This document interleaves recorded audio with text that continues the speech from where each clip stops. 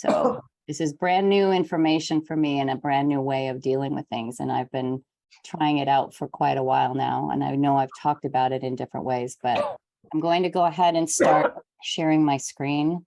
In my process, in my learning, I started with Sarah Peyton after when I started the magic. The first book that came to me was Sarah Peyton's Your Resonant Self. And then shortly thereafter, something came out called the workbook of hers, which really literally shifted things drastically for me. I've taken 2 courses. I'm in the middle of the second one that is longer, and it's all related to her workbook. And in this process, she's coined the phrase unconscious contracts. It can be core beliefs. It can be a bunch of different things. You don't have to use that verbiage, but I want to go deeper into the concepts behind it and what we can do to shift it, how we can shift these unconscious contracts after we've uncovered them. So you may want to take some notes today. I want you all to hear, if you take some notes, you might want to pull up the two, there's 2 different attachments that I sent. One is the unconscious contracts process, and the other one is something called Jaak Panksepp's Circuits of Emotion, which talks a lot about the different types of addictions. In particular, this is his addiction model, and he was pivotal in helping Sarah develop a lot of how she's looking at this. She utilizes neuroscience and psychology both in determining some of the aspects of healing. Her main modality is figuring out ways to heal from our past traumas. So it feels really helpful, especially if you've been listening at all to anything that we've been doing around the myth of normal with Gabor Maté. So let me share my screen again. Addiction, cure, and healing. It is possible to be abstinent without being sober. Think about that for a minute. Here we go. So it's possible to be abstinent without being sober. I want you to think about this, and I will be giving you the copy of these slides, so you don't need to necessarily take copious notes on the slides themselves, but things that come up for you that really resonate. So that's, I think, what AA calls being a dry drunk. And I think we can all identify with the constant gripping of the steering wheel that we sometimes have when it comes to staying or holding on to our abstinence. And that's what I'm talking about here. One may live in the absence of or avoidance of something. That's a beautiful objective. But while the other is a new positive capacity to live, the other opportunity is a new positive capacity to live in the, can't read my stuff because my slides are not, there we go. To live in the present, free to experience life as it is. This is directly from Gabor Maté's book, The Myth of Normal, sorry, not addiction. Analogously, if cure is the banishment of life, impairing symptoms or conditions, healing is the process of reuniting ourselves with the inner qualities that still live within us as inherent possibilities and make life worth living. In other words, we can live vibrantly. We can live vibrantly. We just need a path and a work and to work at the healing of the reasons why we go to addiction. And that's what I'm talking about here. Often addiction is serving us. What addiction is looking at a natural response to unnatural circumstances, an attempt to soothe the pain of injuries incurred in childhood and stress sustained in adulthood. So think about the times when you felt alone, the times when you didn't feel like anyone was there for you, the times when you felt like you had to do everything yourself and you had to make major adjustments. What we do in those major adjustments causes trauma. And when we are traumatized, we often will use substances to help soothe us. Often those substances make us bulletproof. They bring respite. They give us courage to be an imposter, in essence, to show up in a way that may not be true or authentic to ourselves, but works in the moment. I don't know how many times I pretended to know everything when I was in college, only to go home and panic about the next test. It dulls our pain. It pushes away the trauma for the moment. This is what addiction has done for us and why. It's a brilliant coping mechanism. And this is where the reframing comes in. Instead of being pissed off at it, instead of feeling, I wish I could burn this stuff in effigy, or I wish I never had to look at this stuff again. Think about it as a brilliant coping mechanism, and it can shift the way we look at this substance. Gabor Maté's definition is continued use despite immediate harm. That's his short definition. He also talks about long-term harm. And in our case, it's often long-term harm, which is why we can often manage to go deep into the food in the moment. I propose we stop using the term addiction, and I'll go into a little bit more of that in the process here. But in essence, the concept is we are all addicted to things at different times in our lives, and they have a greater or a lesser degree. How many of us don't feel the real harm in playing video games? And yet, guess what? So I propose we stop using the term, and I haven't decided what new term we should use other than living for and solving the problems that we have. But these substances don't serve us now, but they did serve us for a very long time. So words matter. Addiction comes from unresolved, unaccompanied trauma.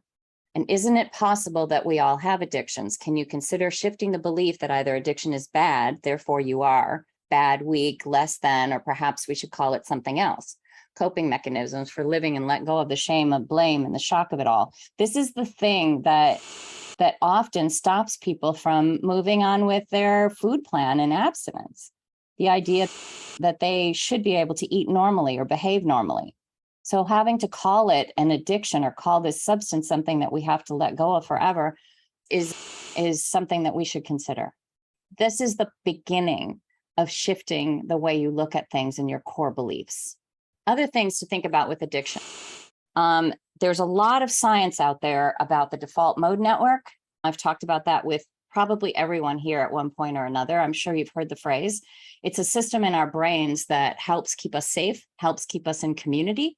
And it's also often very lacerating. It's often the voice you hear that is causing such deep wounds and calling you names and making you feel less than.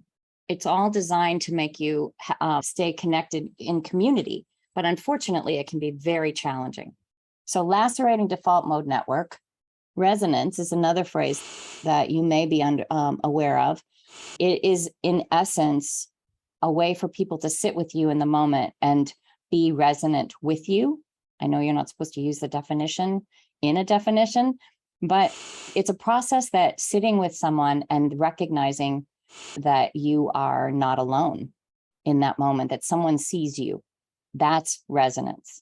Metaphor guesses. When you're looking at your addiction, you may want to go into metaphor, and I'll show you what I'm talking about when I explain what happened for me in working through this process. So I'll go into a little bit more of that.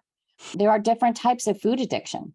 So some people say, I just need to look at my relationship to sugar and flour. Guess what? I was able to shift my sugar and flour for a lot of different reasons, but I still struggled with nut butters. And that's technically an okay food, but I was still struggling with it. So my relationship with nut butters was very different from staying and abstaining from sugar and flour. As a matter of fact, even abstaining from nut butters didn't help me in the same way. So I would encourage you to think about your relationship with all these different substances. It can also be behavioral cues, such as every time my husband sits down on Friday night, I tend to eat popcorn. Or every time I come home from work, I immediately head to the kitchen. Or every time I have a stressful moment, I do this thing. So that is very helpful when we're looking at the different types of ways that we utilize. This is all about noticing.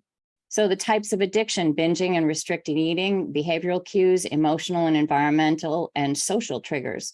Every time your son comes home to visit, every time you go on vacation, every time you go on a road trip, every time you see the caller ID and it's your mom, you can feel it.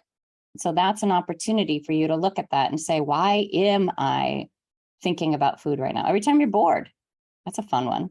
So this is the sheet that I sent you a couple of times. I think I sent it again today.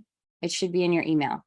This is Jaak Panksepp, and I think I spelled it out for you. It's rather interestingly spelled, Jaak, and then Panksepp. He did an extensive amount of research on the similarities between mammals and humans, anyone with a sentient brain, and their emotional circuits. He calls these circuits of emotions. He classified 7 of them: seeking, care, panic, grief, fear, rage, play, and sexuality. And the 8th was added after his death. He died, I don't know, 10 years ago, maybe, from cancer. And before that, he did extensive research. He's quoted liberally in Gabor Maté's book because of these emotional circuits that are so related to addiction. So if you look at these for a minute, if you'll notice the care circuit, the panic grief circuit, and the rage circuit specifically are opiates, the types of addictions. I'm looking on the 3rd column now. Opiates, sugar, fat, salt, and alcohol. Same thing for panic grief and same thing for rage. In addition, there's ketamine in there as well. The longings that you see over there are basically the feelings that we want or the things that we want. The issues often with food addiction are that we don't get love, warmth, comfort, relaxation, feelings of belonging. We don't get that or didn't get it. I think it's one of the reasons that these small groups and the magic, for all that matter, feel so good to people, because they feel like they belong and they feel the warmth and comfort from having other people hear them. Rage is also a part of the sugar. So if you have either a propensity to rage or an aversion to it, maybe you had someone in your life that was raging all the time, it's a survival longing to know we and others matter. There's also success in there.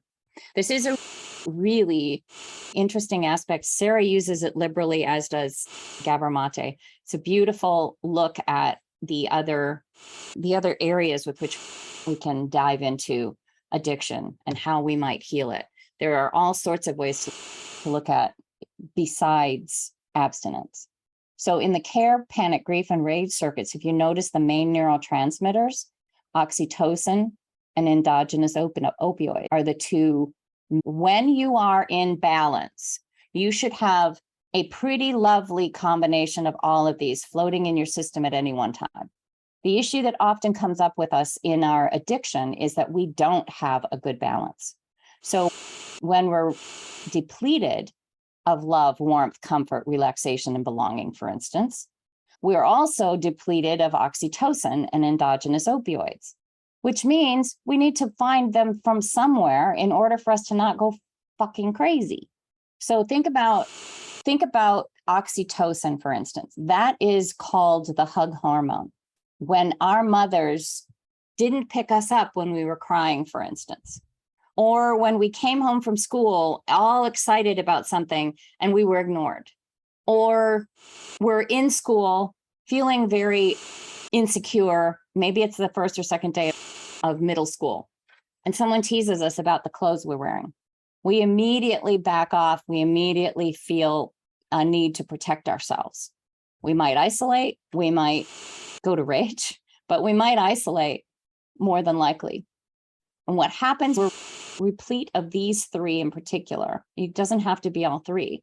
But when it happens, when we are replete of these 3, our seeking circuit goes on high alert. Okay? So the seeking circuit focuses on pride, satisfaction, accomplishment, activity, energy, movement, pleasure. You go into overdrive on trying to fix these things. You either become a fantastic imposter, you wear a mask all day, or you go into overdrive and trying desperately to help others. You try desperately to be there for everyone else so that maybe they'll love you. So the seeking circuit, main neurotransmitters, guess what? Dopamine. Sonia, what do you mean by circuit? There are literal places in our brain where these different neurotransmitters operate from. It's similar in many ways to the default mode network. The circuits of emotion are driven by the longings that we have and also are amplified by the neurotransmitters that occur for them. So they've mapped these out in the brain. They've actually found this source, the ways that I can't tell you where they come from or how they originate. I just know they exist for us. It's a new field for me. And Litzy and I have toyed with it multiple times on trying to, in essence, it's a system in our brains that works.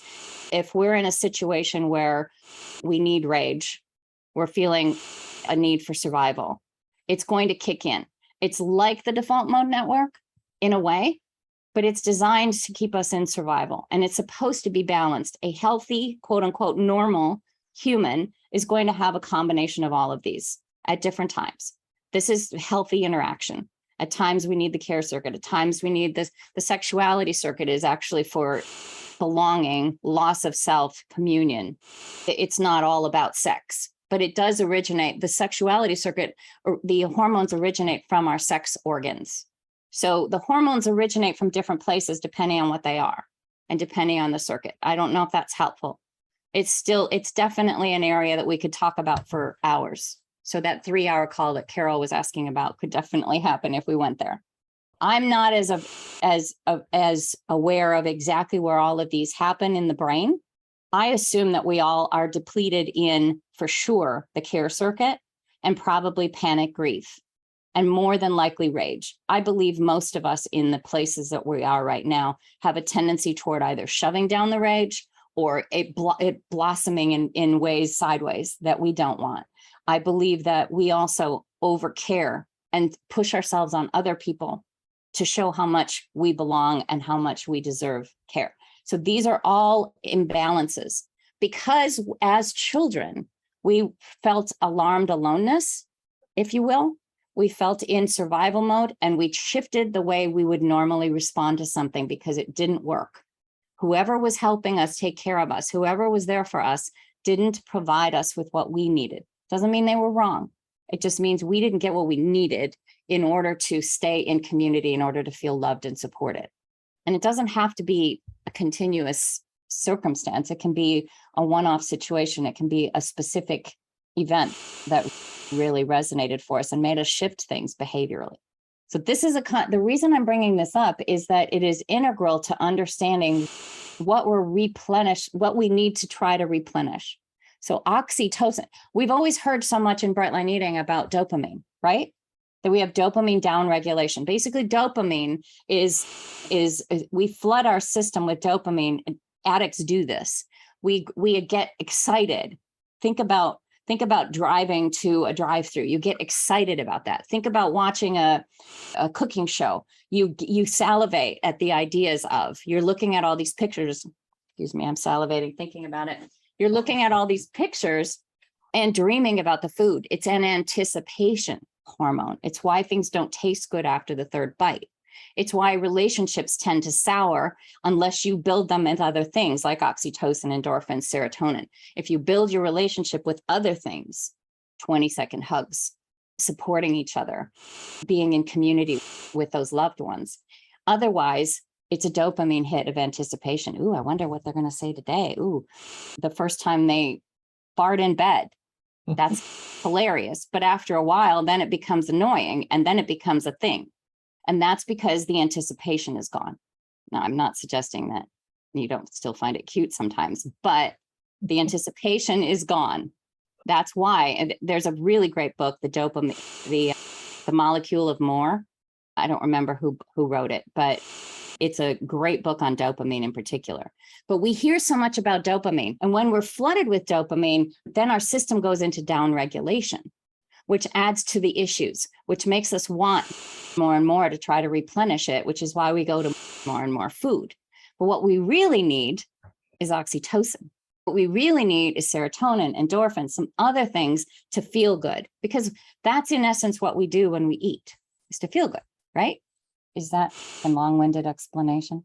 Yeah. Okay. I can't help myself, guys. All right. Please interrupt if you've got any more questions. Okay. So you've got this to review. I'm going to move on because I want to get to this. This is basically the underpinnings of what I want to talk about today. So the seeking circuit, as I mentioned, is looking at trying to get to replenish us, to give these other things that seem to be missing from our lives. In particular, love, warmth, comfort, relaxation, belonging is often what we use why we use food. But we may also be really deficient in play. We may also be really deficient in in sexuality and feeling confident and comfortable with ourselves. So let me talk about unconscious contracts for just a minute. It's an involuntary reaction to cope with a set of circumstances that created an untenable feeling of dis-ease or trauma. It involves alarmed aloneness more than likely, and I'll explain that in a minute. It works directly with the amygdala to help us stay alive. It's a survival mechanism that may no longer serve us. When we can reframe how we feel about our addictions, it can really help review what is really going on, because we have used the substance as a sort of punching bag, as a sort of, I hate you, I wish you weren't here. When in reality, it's what happened to us and how our bodies were impacted by the trauma from whatever. It doesn't have to be, as they call it, big trauma. It can be something as simple as I'm at a party situation and I feel incredibly alone. Everyone else is dressed really nicely and I have on denim. Or it could be, like I said earlier, those circumstances where you felt that in school or a situation where you were teased. All of those bring up the potential for something called alarmed aloneness, which is another aspect of the fight, flight, or freeze. You can feel it when you feel alone. You feel singled out. You feel on display. And all of that creates an opportunity, and I use that phrase on purpose, for us to create an unconscious contract so that we can relax what's going on around us, ignore it if we need to, become the life of the party, be the class clown, be incredibly knowledgeable in a certain area, always be available. Oh yeah, sure, no problem, I can come and help. Call and see, do you need any help? All of those things are designed to help us stay in community, which is what we're supposed to do as humans, which is where it goes back to the default mode network. It's designed to help us stay in community. Think about the unconscious contract. Another word would be core beliefs, rules, or norms, even social norms. And these are just things that we have come to believe about ourselves. We were just talking about this on the earlier call. I love the taste of food. I'm never going to give it up. I'll always be lazy. I'm never going to get my work done in time. I'm always going to screw up. These are core beliefs that either we've heard from others have teased us for one thing or something like that, or we've started to believe them because we sure as hell have a lot of data. So the unconscious contracts process can be simple. It is literally a contract in Sarah's mind. You basically said to yourself, in this case, this is an unconscious contract I found for myself. Just in general, there are hundreds of them, potentially thousands, potentially millions, because we're all individual and we could each have our own. This is one that I recognized early on when I was starting this study. I, Sonia, solemnly swear to you, my mother, to always be less than in order to keep you shiny and beautiful, no matter the cost to myself.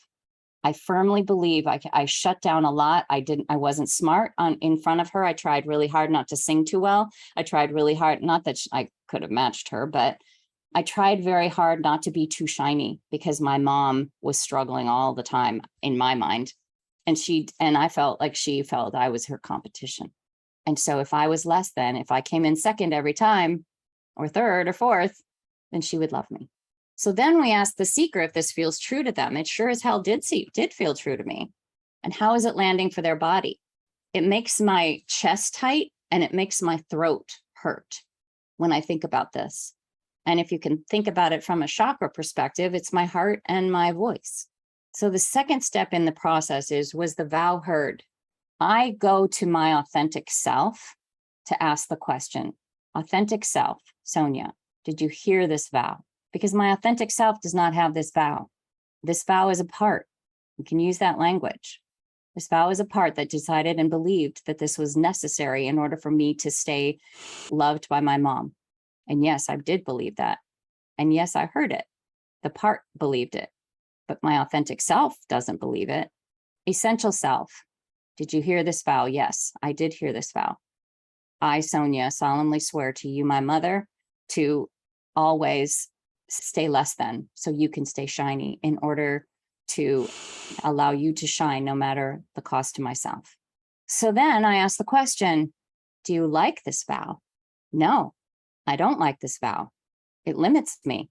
For one thing, my mom is not even around really. And for another, I don't think it was really true to begin with, but it was something I settled on. I used to hear things from my grandmother like, Sonia, you can't be too smart. Boys won't like you. I used to see the way that my dad looked at me, and I thought I was in competition somehow with my mom, and I didn't like that either. And so I tried to stay less shiny. So I don't like this vow now. That doesn't apply anymore. Can the vow be released? And if so, release the vow. If yes, the receiver says, I release you from this vow and I revoke this contract. Sonia, I release you from this vow and I revoke this contract. It really does help to say this stuff out loud. Again, stay with the receiver and then with the seeker until the body's all settled. If the vow cannot be released, there is an entanglement in the system that still needs to be worked out. If you feel you can't let go of this for whatever reason, it's a beautiful opportunity to look at the other reasons why this might not make sense for you to let go of. It may be related in somehow to your relationships currently, and that's where you get to take another step in it. And the final is the receiver says, and instead of this vow, I give you my blessing too. Instead of this vow, I give you my blessing, Sonia, to shine brightly and to release any inhibitions you might have. I think you guys have figured out I did that. To give you an idea about the specifics of addictions are a separate thing, but I want you to see about the vows that might work for you. Now, in our case, these are all the different potential, not all of them, but these are potential ones. If you're addicted to crystal meth, you take it to feel alive. I will smoke cigarettes to get through my days. I will drink alcohol to live without shame. I will use cannabis to balance my world. I will eat sugar, fat, and salt to give life meaning. These are the ones that I want you to really hone in on. And when I say them, I'd like for you to actually close your eyes. And I want you to see if this makes sense for you, because this is as similar as naming an emotion. When we are bereft of something, or we can't feel a certain thing, or we're not sure what we're feeling, it often helps to go through a list. So I'm gonna list some things, and you may have more than one, but I want you to think about, just in general, possible addiction vows. I will comfort you. This is coming from the addiction itself. So imagine my nut butters saying this to me, or imagine your whatever it is, chocolate, pizza. Imagine. And I want you to be as specific as you can about something that really pulls you in a way that feels stronger than normal. I will comfort you when you are sad, angry, afraid, lonely, happy. I will never let you be bored again. You will never be so alone again. You will never go hungry again. I will use this substance or behavior to care for myself because there is no one else there. I will use this substance or behavior to resolve unresolvable unconscious contracts. I will use this substance or behavior to nullify my power, strength, energy, or rage, so that I'm not too much for others. I needed to take a deep breath. You may too. If any of those ring true for you, I'd love for you to write them down. And I can go back to these again, but I'm going to move on. So I want to tell you my story about this nut butter business. I might have shared it with you guys at different points, but I want to put it all into an encapsulated little moment here. So in the process of going through the book, Your Resonant Self workbook, chapter 11 is addictions.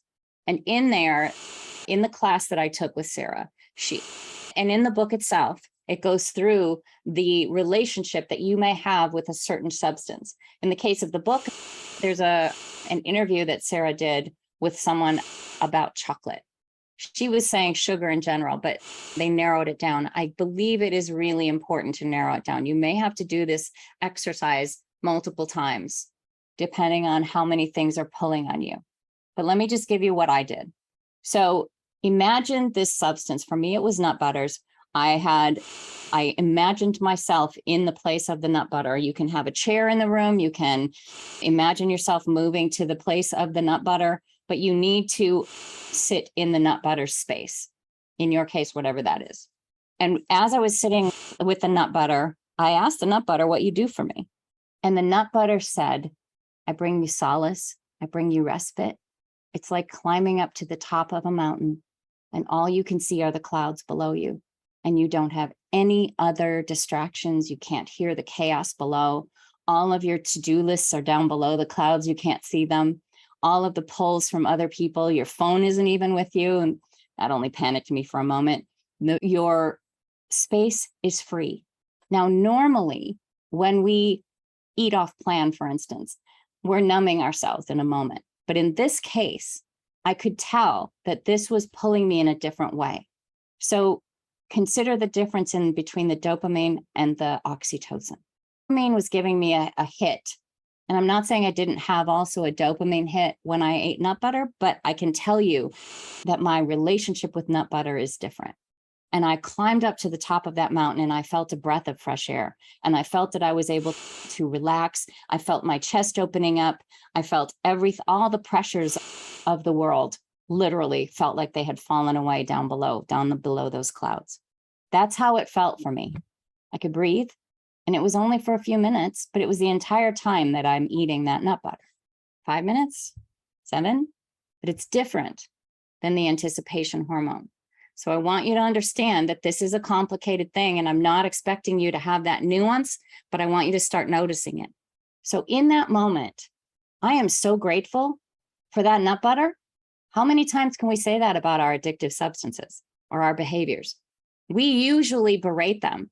When you first started doing parts work, or when you first read the book from BLE, we are supposed to have a saboteur, and we're supposed to kick that saboteur to the moon and put them in a big jar or a little jar, shrink them down to nothing and send them off.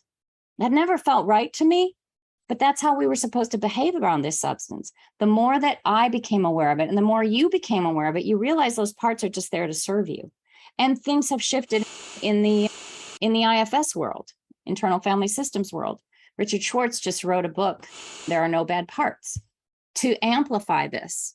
There are no bad substances.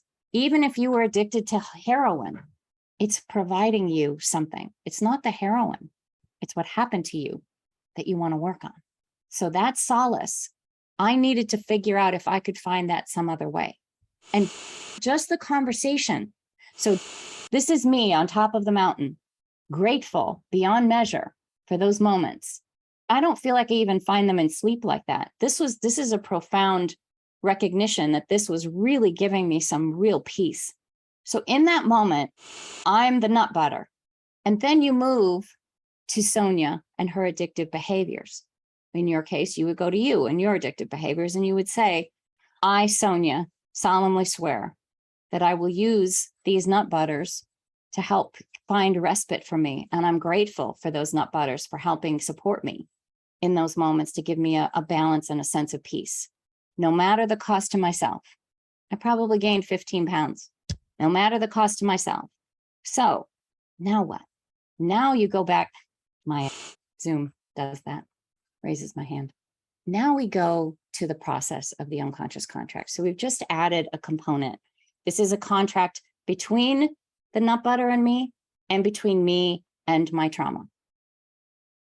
The first thing I want to do is release the nut butter. Am I ready to release it? I was so grateful in that moment for the knowledge and the awareness and the clarity. I can go up to that mountaintop. You're welcome to use my same analogy. I know you all have busy, crazy busy lives. You're welcome to use that same analogy. I know you all understand what I'm saying when I feel that's a tremendous relief and a peaceful place that nothing can touch you up there. So I'm grateful for having found that information. And that's the piece that gave me peace. So I recognize that, yes, I did need that nut butter. But now that I know what it's giving me, I can find it in other ways. Let me share my screen here. I don't need to climb this tree. I just took that this morning. But after I released the nut butters, and I'll go through what I did with that. After I released the nut butters, I recognized, wow, I could see the different aspects of the forest, and the sound doesn't travel the same way. It's very quiet in the forest. So the chaos, it's only a half a block from my house. This is maybe a block from my house right here, this particular tree. But that's all it takes for me to get there.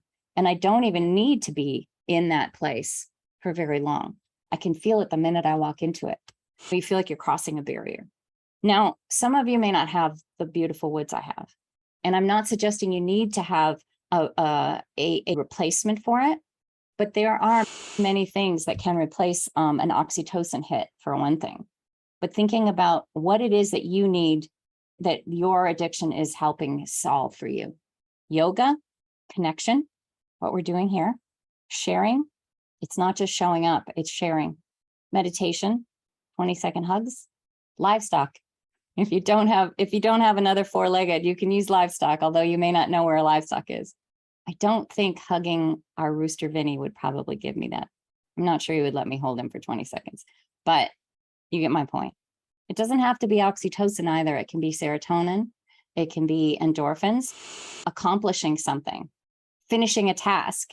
But the most important thing is recognizing what you're doing in that moment and honoring it, because otherwise it's gonna run in one ear and out the other. We need to validate it. We need to signify it. We need to put a stake in it and say, this, I did this, and this really helped me. So that's where the noticing comes in. So as I'm thinking about this particular contract, so grateful for this nut butter and what it's given me, I immediately felt I don't need this anymore. I can find it in other ways. And I was so grateful for having figured it out. And this is about 6 weeks ago now, maybe 5 weeks, maybe not that long. It's been a while. And I'm amazed that I'm still not feeling that pull anymore. It's just not there. I can't say that this will stick forever, but I do believe that the more I notice and I'm grateful for my woods, for instance, the more that I'm going to stay in the place where I don't need it. It's all about balancing. It's all about giving yourself the emotional support that you need, giving yourself the calming tools that will help you battle life, that will help you hit the home runs every day and be able to go to sleep with peace. So the release that I gave for my nut butters, I was so grateful. I'm still grateful. And I'm really grateful that I was able to do this process. So I could keep talking and I could keep sharing slides, but I'm really curious how this is hitting people. Does it make sense? Can you give me a thumbs up if it's making sense to you? Does it feel like you have something in mind? Does anyone have something in particular in mind that they would like to try out? I'm happy to walk you through this to see if it's something that might work for you too. That's why I called this a workshop. Yeah, go ahead, Debbie. Do you want the name of a particular item? Yep. Chocolate. Uh-huh. In any way, shape, or form. Okay. I want you to think about chocolate. And this is the most interesting part about this for me, is that we're told to ignore it, right? We're told to not even name it, because if we name it, we give it power, but it does have power. It does have power over us, but it doesn't have to if we reframe it. Tell me what chocolate does for you, Debbie. In the words of my children years ago, Mom, why don't you just eat a piece of chocolate? It'll calm you down. Mom, obviously you need a piece of chocolate. So it was very clear to even my children that I was using that substance to soothe myself, to calm myself, to, you name it. Eat it when I'm happy, eat it when I'm sad, eat it when I'm mad, eat it when, like there was always there wasn't one particular emotion that I was feeling that drew it to me. It was like, didn't seem to matter. Any high or low. Right. I was going to say intense emotions of any kind. Yeah. And how did the kids get this idea, do you think? By watching me. And did it help? I would say in the moment, it probably did at one point. Yeah, I would say it probably was that initial, took the edge off, and it didn't solve any of the problems. It didn't solve what I was upset about or sad about or happy about or whatever. But in the moment, it used to do that for me. Isn't it the same as taking a moment to do some deep breathing, or taking a moment to do some meditation, or taking a moment to take a good walk, or taking a moment to take a hot bubble bath? Isn't that the same thing? But those are okay. But for some reason we've given, and for good reason, because chocolate can cause us other issues, but chocolate got a bad rap. So is there a way for you to feel gratitude for that chocolate? Oh, I used to, for sure. That's why I always felt the need to have a stash, a secret stash for the just in case, because I knew that it brought peace in my life, and not having it here where I could get my hands on it if I needed it was unbearable. So I always kept it, what my kids would refer to as my secret stash, for the just in case. And yeah, now it doesn't bring me that same feeling, but I still gravitate back to that particular item because it's something I've done for 50 years. Right. So think about, is it possible for you to look at chocolate as the savior that it was for so long right now? I do appreciate what it did for me. I think that amongst other items literally saved my life as a child. I think I would have lost my mind. I don't know that I would still be here. It was, yeah, it did save my life. Yes, I'm very grateful for it. It no longer brings me that type of joy or solace or comfort that it used to. So I'd like to say thank you for your service and release you because Okay. I never need you. Okay. So if you could consider chocolate an entity in your life that literally protected you and saved you in your childhood and allowed you to be alive today. You weren't meditating at that point. You weren't getting on magic calls. You weren't connecting with friends and family. You weren't doing yoga or any other kinds of movement in honoring of calming your system and balance. You had chocolate. I'm imagining actually a little stuffed animal or something that could represent the tenderness and sweetness and support, and not in a Chucky or a creepy doll kind of way. I'm imagining something like that, but I don't know what you have in your mind when you think of the gift of savior, the savior that was this substance. So let's take a deep breath, and I want you to imagine yourself as this entity, and I want you to go back and spend a little time. You don't have to actually go back in time. If you want to go back in time, I would bubble up everybody that was in your world or send them off to the store for the moment. So it's just you and chocolate as a little one. And I'd love for you to use the name chocolate. Okay. So I want you to consider, coming from chocolate, what it did for you. I, chocolate, solemnly swear that I will. I, chocolate, do solemnly swear that I will comfort you, hold you when you're sad, feed you when you're hungry, calm you when you're upset. I'll be there for you always. It's making me cry. I'm thinking the same thing. My eyes are burning. I'm trying not to cry. Yeah. So sweet. Think about how important that was. You had beyond crazy running around all around you. Chocolate comforted you, held you when you were sad, fed you when you were hungry, calmed you when you were upset, be there for you always. You could always depend. It's unconditional love. That's what I'm talking about here, because we, for whatever reason, didn't have that. We didn't have that unconditional love. We couldn't count on it. We can count on this substance. Okay. Can you now be yourself, Debbie, as the one that was the taker of, as in the one that was held by, supported by, fed, calmed? I, Debbie, solemnly swear that I will let chocolate comfort me. Repeat these after me. I, Debbie, do solemnly swear that I will let chocolate comfort me. Hold me when I'm sad. Hold me when I'm sad. Feed me when I'm hungry. Feed me when I'm hungry. Calm me when I'm upset. Calm me when I'm upset. And be there for me always. And be there for me always. Oh, can you take a deep breath?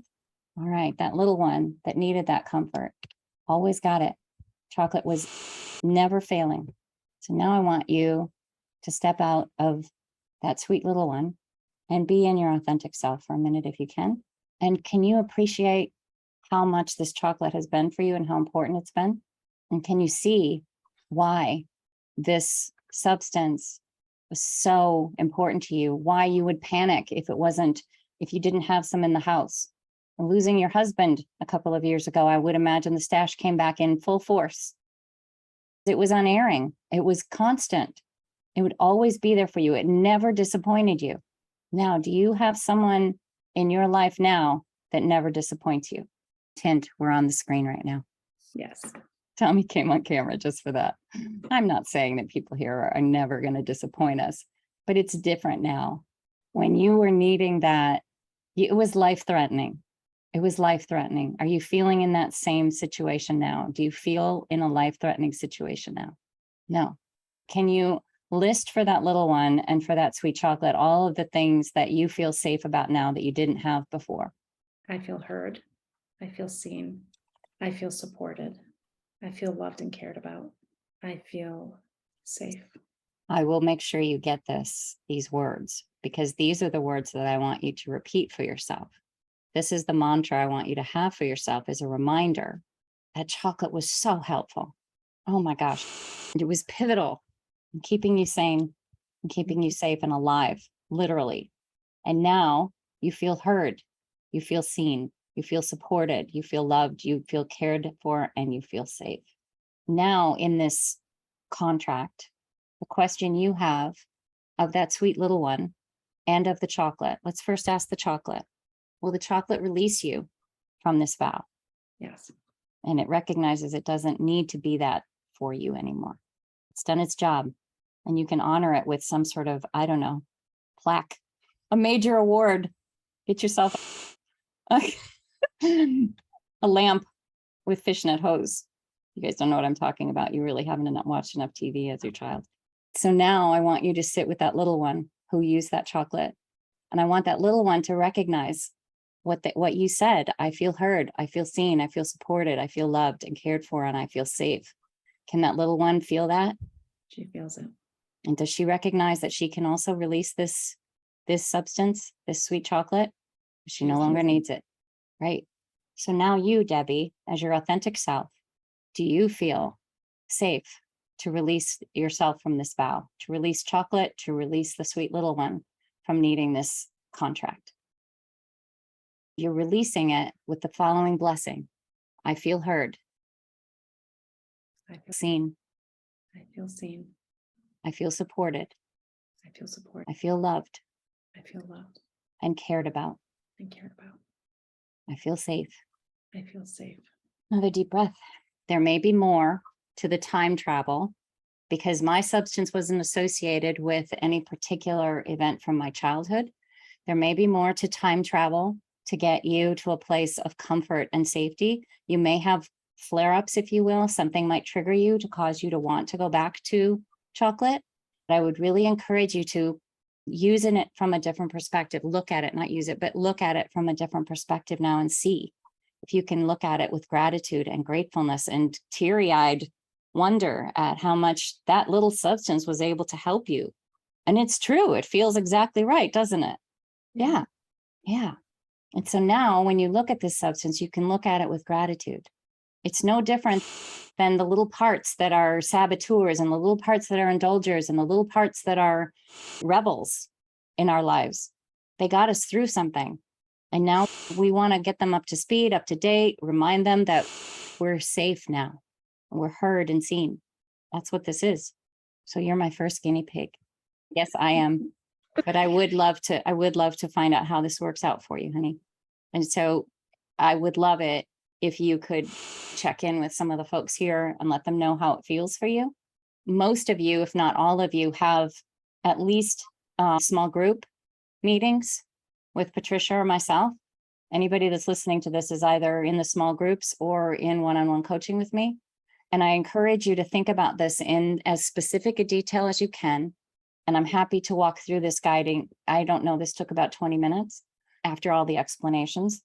You may want to listen to this again. There's so much about this topic. It's way deeper than this is literally a dusting, the cinnamon on your breakfast. That's what this is. So there's more and there's deeper that we can go on this. But I'll be really curious. I would be so grateful to find out how this sits for you and to see if this makes any sense. It could be considered woo-woo, but you've each had at least an exposure to parts work and an exposure to some other modalities, some other healing modalities, chakras, etc. So this work could be, hopefully, I was clear enough in the process that it made sense for you. I would recommend that you do it with someone so that they can take note of what you're talking about and help guide you in the process. How does it feel right now, Debbie? I feel very relaxed. And I didn't know, I thought I read in your notes and that to bring something that brings you peace and bring something that's a problem. Did I read that wrong? I don't know exactly how I worded it, but I do want people to, yes, to something that that for a moment brought us, it's different than our typical addictions. It doesn't have to be different, but I feel like it needs to be specific to a substance. Because I do have that substance sitting on my table right now that we just spoke about. And it's not bothering me at all. I don't really know what to do with it now because I don't want to keep it a secret stash. I don't want to have it just in case. You know what I mean? I don't want that anymore. This may be an opportunity for you to try an experiment. I can tell you that with nut butters, it was agony sometimes, especially if I was under the gun for a deadline, or if I looked on my schedule and I'm like, holy shitballs, Batman, when am I going to breathe, let alone eat? And so I would look at these things sometimes. And every time I walked into the kitchen, I knew there were 3 different places for the nut butter, and I knew exactly where they were. It was like my radar went right to them. And I know you know what I'm talking about when you talk about your secret stash. Your radar goes to that. So I want you to hear that this may be an opportunity. I walk by it now and I'm amazed. I'm continuing to be amazed. So you might want to leave it out on your counter. This is completely contrary to what we've been taught, because we shouldn't need to be afraid of these things if we can figure out what they were there for in the first place. Does that make sense to everybody? We don't need to be afraid of these things. But I do believe we need to go through this process of shifting our mindset around them. They do not need to be villains. It's no different. I don't believe it. Yes, these things were created by some, I think of what's the bad guy on the Sunday night show with Brett and Bart and The Simpsons. The bad guy who's always out for money. I'm sure there are substances that were created for that purpose, but that's not how we've used them. And that's not why we've used them. We've used them to help us heal and to help keep us from sliding into oblivion or to keeping us safe. So that's why I want this to change. And I believe that it has changed for me for nut butters. And I'm crazy amazed by it. I'll be really interested, Debbie. I think it would be fun to check it out and to try it. Leave it out then. Yeah. Yeah. See what happens. Because what we're doing, in addition to letting go of the ridiculous pull of these things and having to do this all the time, is also letting go of the stigma that we've put on these things and the negative emotions that we've tossed at it. We've smudged it horribly with our bad aura around it. And that's bad karma for everybody in my mind. So why not look at this beautifully? Why not look at this as a gift when we can reframe it? Is this making sense? Totally. To me, yes. 100%. Because we're making it a bad guy, just like we were attacking the saboteur all the time. So the more we focus on making it bad, the worse it gets. And then oh no, we can't have it around because, oh my God. So it's just like, we can't even be sane around it. It just makes us crazy. So we need peace around it. And this is a way to get it. I think it sounds like it'll work.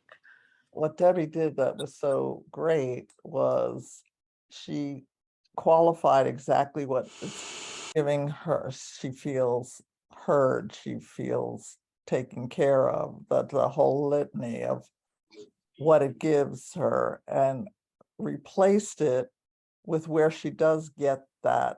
I'm just going to go over what I see that happen.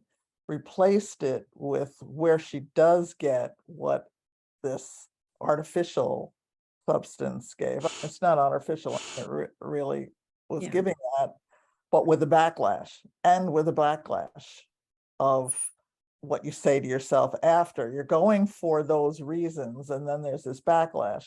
When you're going for the authentic thing that really does have you, where you do feel heard, where you do feel all those beautiful adjectives that, or if that's the right word for what you had, you can go there, just like picking up a substance. Right. You can set your alarm and get on the call, or whatever. You authentically do get what something artificial was giving you. Not that it was artificially giving you. No, I hear what you mean though. Yeah. I was using whatever means I had available to me as a child to give me what I wasn't getting. Now I'm getting it. I don't need that anymore. Right. To remember, I'm getting it here. Or when the stressor comes up, okay, I need to talk to somebody who hears me. a group that hears me, talk about it, to replace, Yeah. not doing without it. You're not white knuckling it. You're not biting your fingernails down. You're getting it. Right. Yeah. In essence, what we did was provide closure for the way the substance was used in the past, and it's no longer serving you in that same way. So for me, I needed a place to go to get away from the chaos. And since the nut butter demo that I did in the class, I've been out there at least twice a day. You've been walking. I've been walking. Walking in itself And is looking at the trees and seeing the Yeah. beauty in the trees. And grateful and noticing in gratitude, the magic, looking for the fun.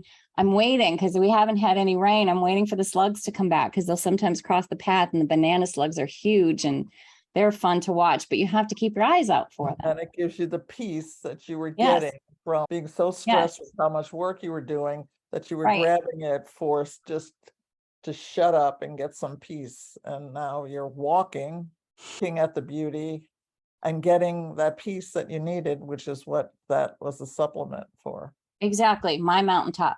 Yep. I can't hear things the same. There's no traffic noises. There's no chaos in my mind, even because I'm in this beautiful, calm place that's quiet.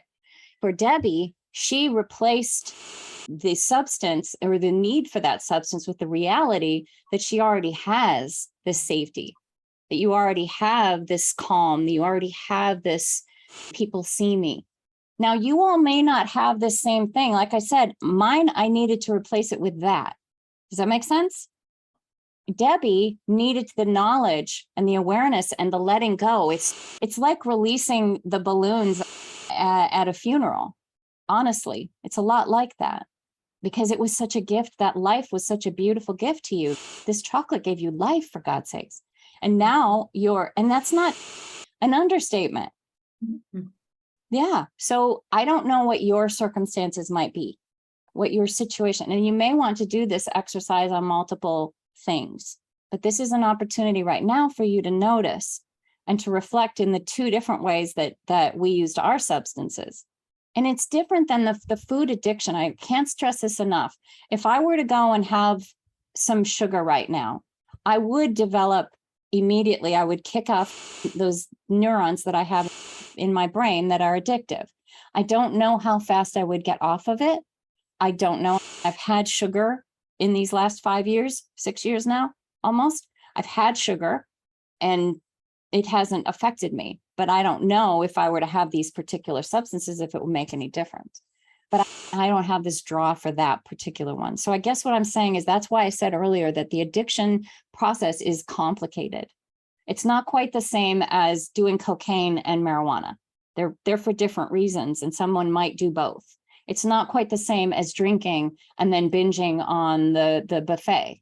Those are two different things that we do substance-wise. So I hope that this is making sense, because it's layered.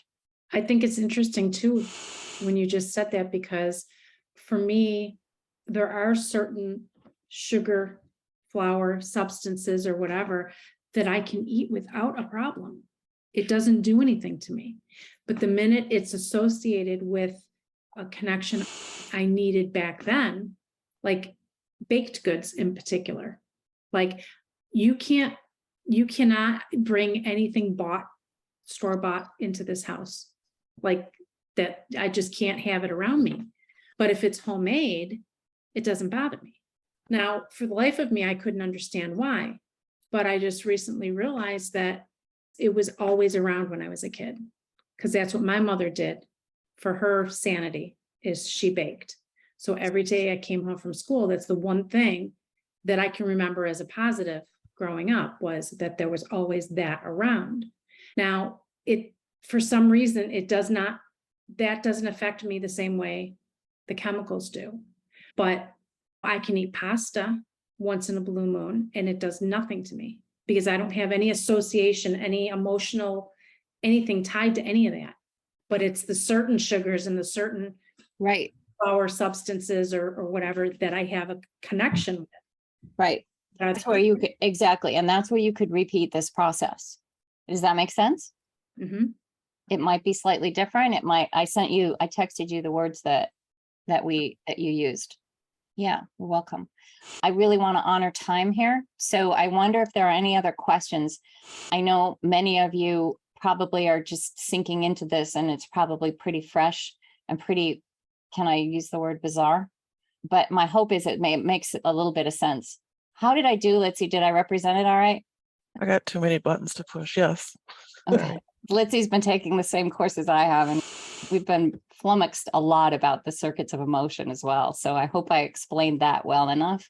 There's still so much more to learn. And Gabor Maté refers to it regularly in this new book, which I think is really beautiful.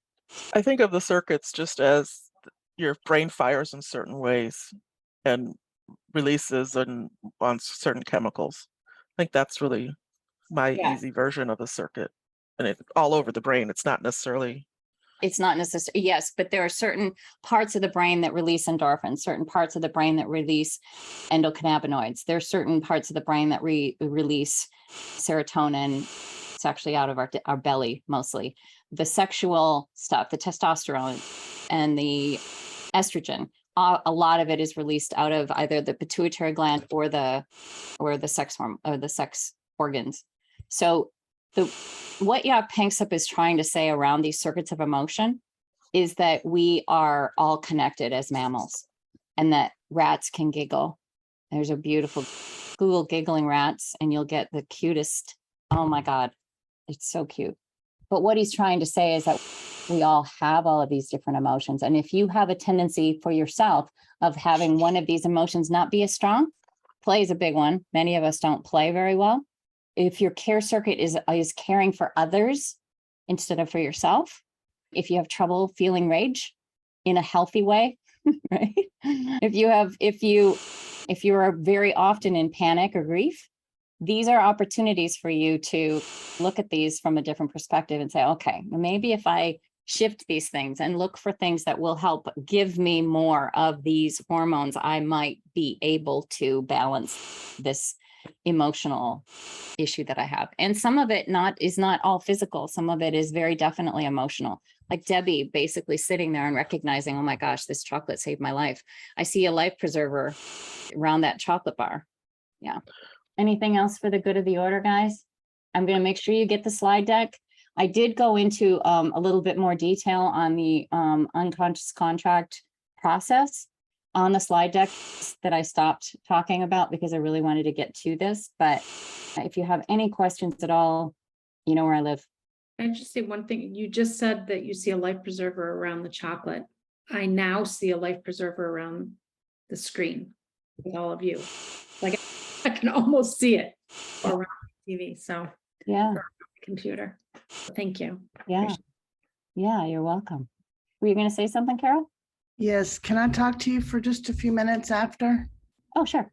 Thank you. I'll give you a call. Or do you want to get on Zoom? You could turn off the recording and just talk right here. Okay.